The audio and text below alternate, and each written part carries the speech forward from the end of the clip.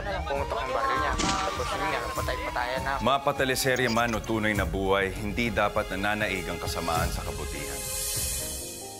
Bawat Pilipino dapat nabubuhay ng malaya, payapa at masagana.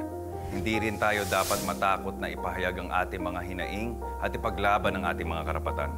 Wala dapat naaapi at dapat lahat ay nagtatamasa ng kapayapaan at katarungan. Through Alay Kapwa para sa Katarungan at Kapayapaan, Caritas Philippines upholds justice and peace as essential element of faith in action.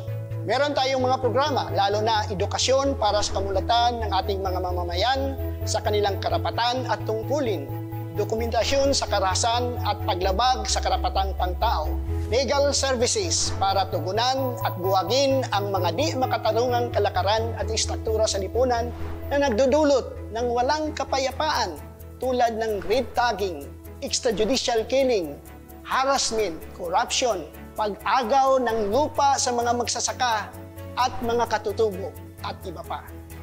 Nagsasagawa ang Caritas Philippines ng mga konsultasyon at orientasyon ukol sa Justice and Peace Program sa iba't ibang lugar sa Luzon, Visayas at Mindanao. Sinusubaybayan din natin ang takbo ng ating programa sa mga lugar na to. Katarungan at kapayapaan sa bawat isa. Ito Ito ang ating Alay Kapwa.